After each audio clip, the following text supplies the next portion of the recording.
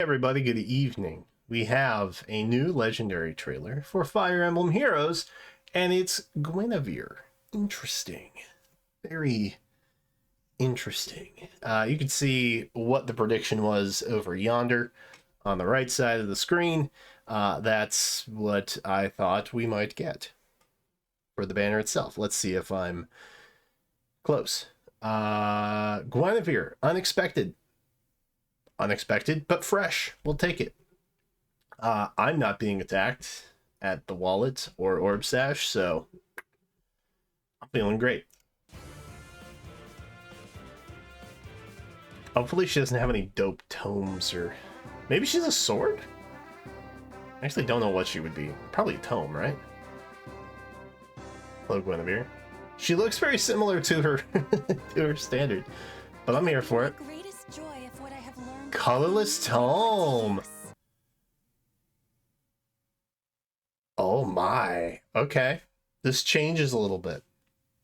Also, can I just say, why are all tomes colorless? Why do we do this?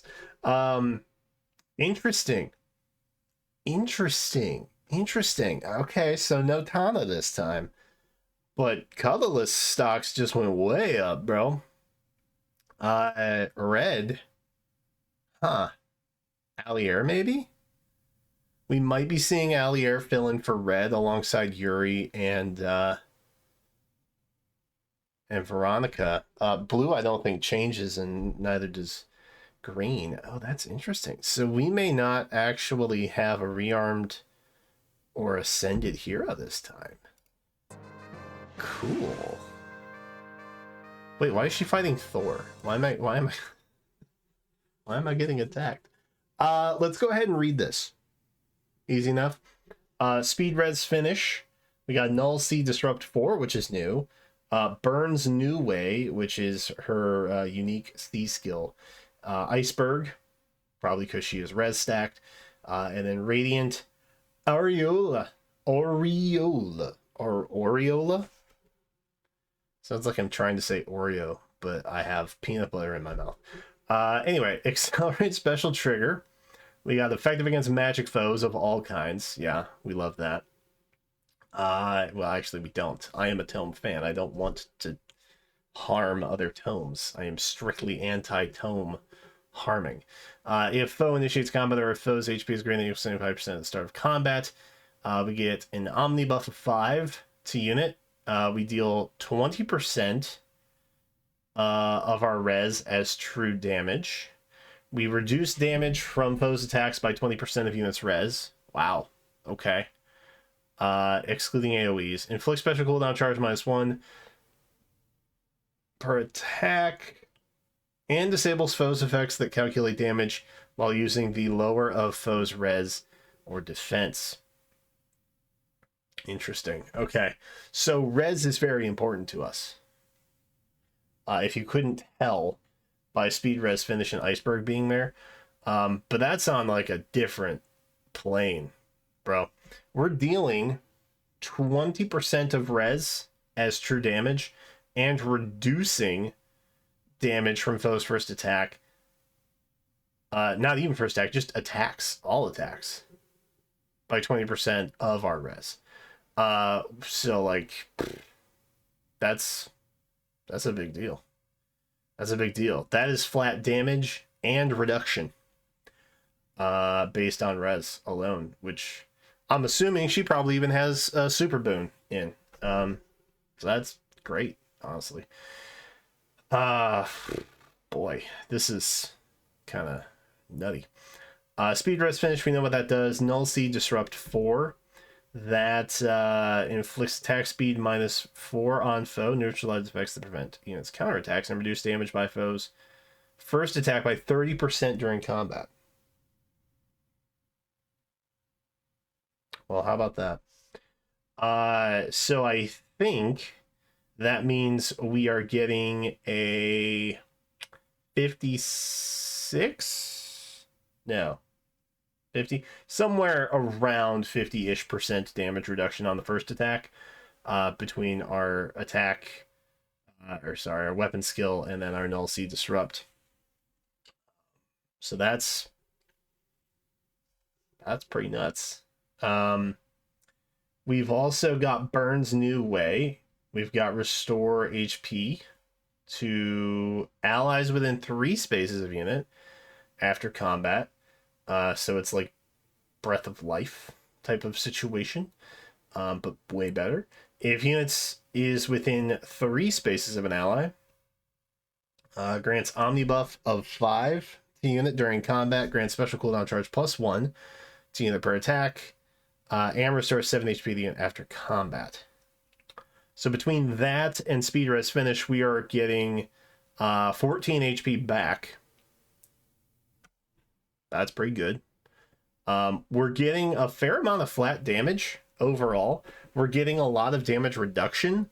We're getting basically omnibuffs of 10, right? If conditions are met between our C and weapon skills. This is a really solid unit. It's a really solid unit. Yeah, there's a little bit of everything happening here. And we're definitely counterattacking. So, I mean, overall, pretty good.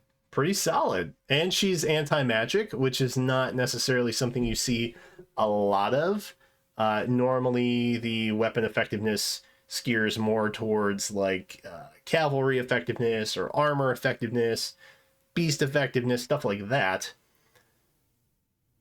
Anti-magic is out there, but slightly more rare. Okay, and she is going to be a shiny new legendary hero. So overall, relatively pretty impressive stuff. Wow. I will be my people's shield. As a adamant Summer Thor enthusiast, that hit different.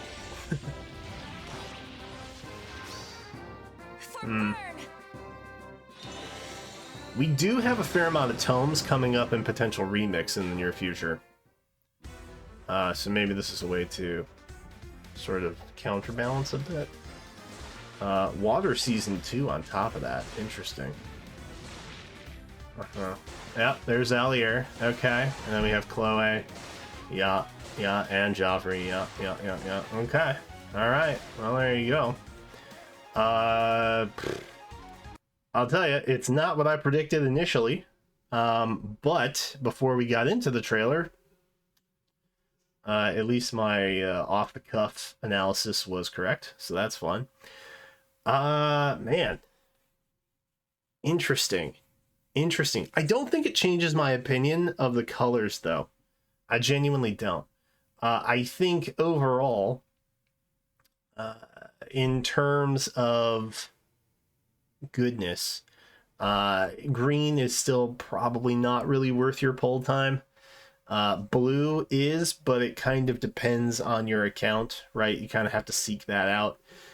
Red, there's not really a downside to polling, and honestly, neither is colorless.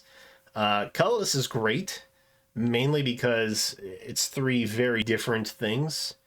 Red is kind of in a similar boat, right?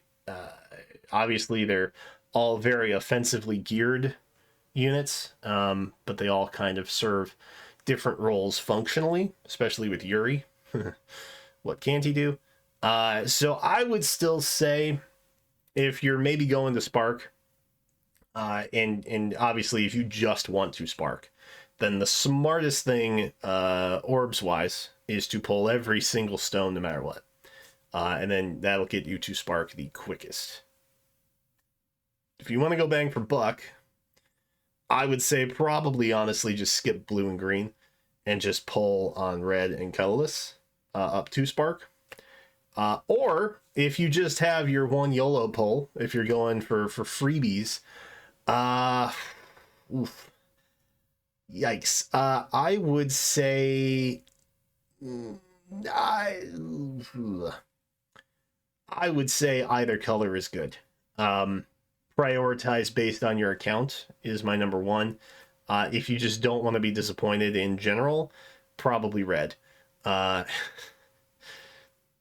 colorless options in the 3-4 star pool is not great for colorless, but red, at least, you know, you might get something that's maybe a merge project. But I think no matter what with red, you're going to be happy, whether it be actual unit you pull or fodder that you pull.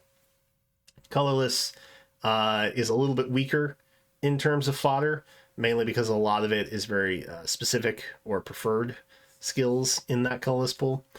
So if you're going YOLO, and you don't really care one way or the other, I would say red is probably your best bet overall in terms of getting lucky and getting something that you can use in some capacity. But that is pretty much my overall assessment. 2 of these colors are worth your time. 2 are kind of not. And, you know, how you veer depends on your account, which only you can really answer, unless, of course, you just don't care, in which case I gave you the answers to that. Anywho, this banner looks pretty good. Half of it.